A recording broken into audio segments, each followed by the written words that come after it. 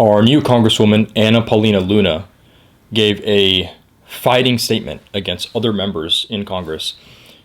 She was claiming that they wanted to remove her ability to defend herself, which is to carry, and she was fighting back saying she's a woman, she's been harassed before, she's a member of Congress, and it is her constitutional right to arm herself in protection for her life.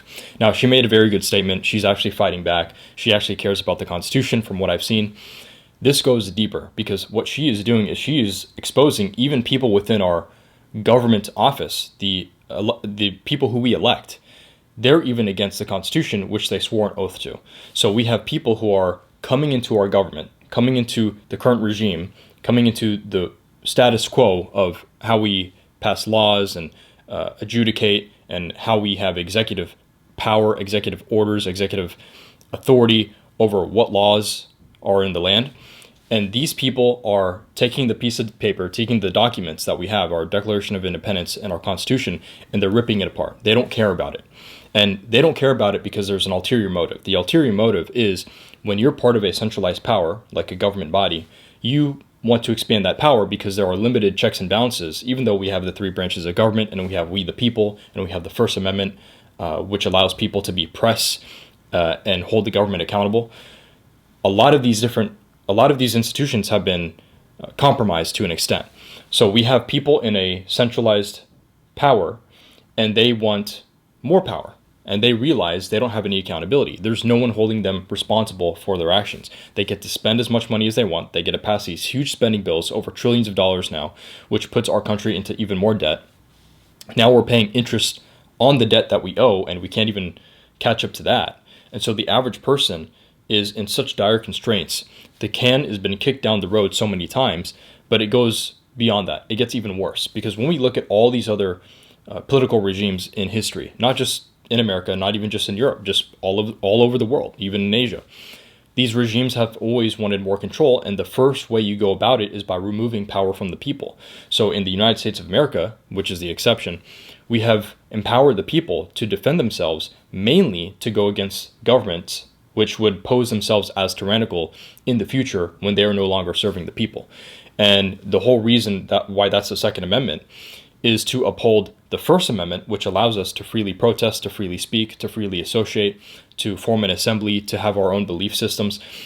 If there is nothing, let me say this, force is the ultimate authority. So if you cannot back up your rights by any means, well, then they mean nothing, because then you can have a larger power, a centralized institution, come in and walk all over your rights. So the Second Amendment is not for us to go to war with the government. That's not the purpose. The purpose serves as now the government has they have a more of an incentive to go through due process when it comes to if they're going to infringe on your rights for a criminal investigation, for prosecution. Now they can't just break into your house and drag you out of your home like they did in a bunch of other countries, like in Australia and like in England over the past few years, because they don't have a Second Amendment. Officers just broke into their house, they took them away, and they prosecuted them over crimes that they had deemed to be crimes, but they were not really crimes. So people were getting falsely accused and falsely prosecuted under a false premise. When you have due process, and there's an incentive for law enforcement officials to go through that process, now the individuals have some kind of power. Because you can fight it out in court. It may be, it's not a perfect system. It's going to be lengthy. It's going to be difficult. But at least officers know if they just break into someone's house and we have the Second Amendment and we have the right to defend ourselves, our private property, our life, and tyranny, first and foremost, those people, those individuals who fear for their lives may fire back, and that would be detrimental to both parties. It's essentially like mutually assured destruction. So just as we have all these nations in the world that have nuclear arms, we don't ever want to use the nuclear arms. No country wants to use them. You can have an erratic dictator, and that now poses a threat. But let's assume that most of these dictators, most of these rulers, they're rational to a degree.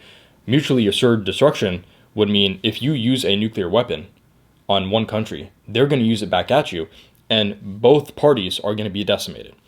So that same deterrent applies on an individualistic level with the government itself. There has been more atrocity by a government to its own people than there have people within the same nation. Of course, there's going to be crimes committed against each other, individual to individual, within a nation, within a country.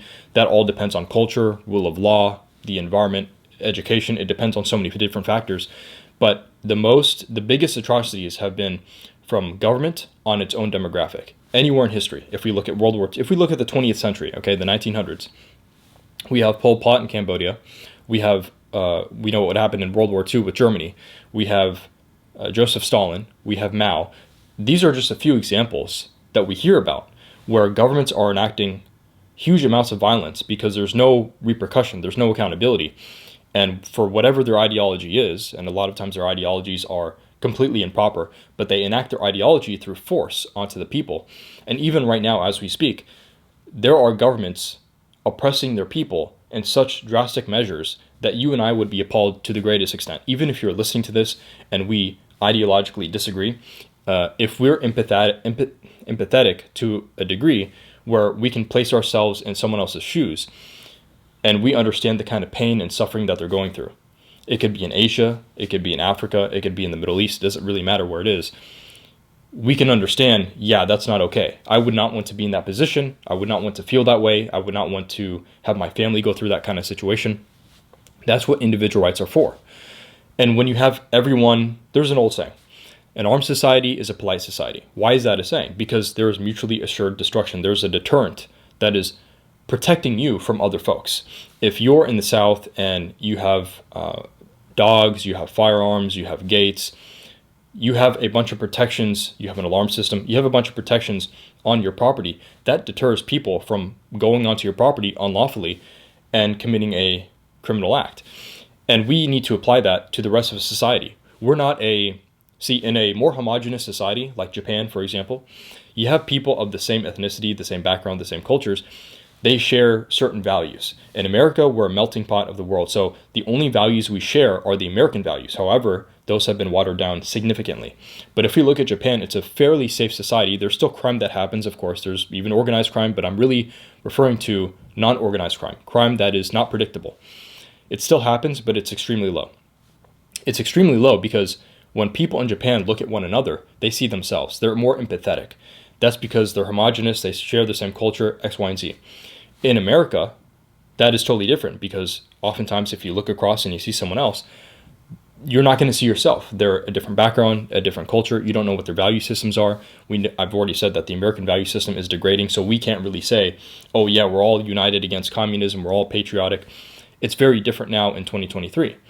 And we have to realize that people are willing to commit crimes for their own self-interest. If someone is out of luck and they need money, they need a car, whatever it is, and you're in a bad part of the city, they will find the best target for them and they will go after that target.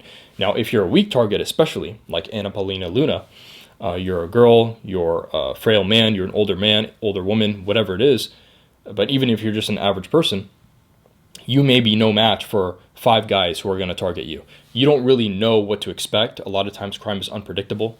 When you just have people who are irrational, who are desperate, and they're willing to do whatever it takes so that they can benefit, even if they are thinking short term, even if they're stupid, they will still commit an action that is irrational, that we would deem irrational, and they don't necessarily care about the repercussions, but they would care a little bit more if there's a deterrent, and that's what the Second Amendment is. Now, that's on an individual to individual level, but like I said, government is the highest form of authority when it comes to force. They have all these different executive institutions under the executive branch. They have different federal agencies. So we already know the big ones, FBI, CIA, NSA. They will arm themselves with capabilities to go after the individual, and that gives them more authority in terms of force. And so we are not going to be out here, just like Joe Biden said, with F-15s and nuclear weapons. That's a silly remark or a silly comparison to even think that we would do that. But we can go door to door because we know these people in our community. If not, we could look them up, and we can confront them face to face and have an exchange, a verbal exchange. But the main priority, the main issue to focus on here is the Second Amendment is necessary to protect all of our other individual rights because there is force backing those rights. There's a deterrent from those rights getting overstepped on. And it requires the federal government to go through more of a due process than if there was no deterrent otherwise. And we've seen that in other nations. It's very blatant. It's very overt. And people just need to look through history until it gets rewritten, because oftentimes you'll have those who come into power who want to manipulate history so that they can write history in their own words, like Kim Jong-un in North Korea. It was actually his father and his grandfather as well. They have rewritten history. So when kids go to school from the time that they're little kids all the way until the time that they're adults, they're getting propaganda in mass. They don't know what the actual history is of the world, let alone their own nation, or what happened back in World War I, World War II. All they know of is whatever is being written and whatever is being told to them.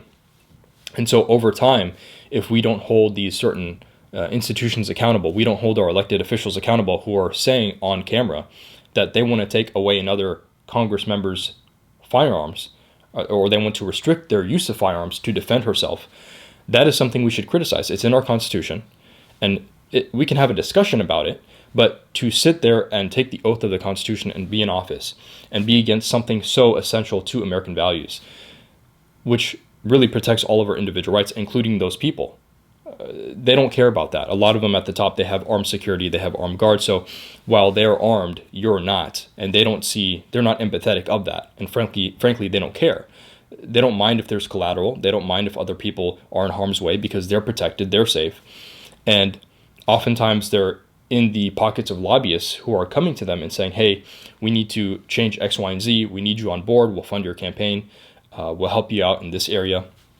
And so these people are often submitting to higher powers, higher authorities, and that sacrifices America's interests and the individuals within America's interests, which is, if you look at the Constitution, to go against someone's individual rights, that is treason to a large extent. You're infringing on someone else's civil liberties, and that's something we can't tolerate.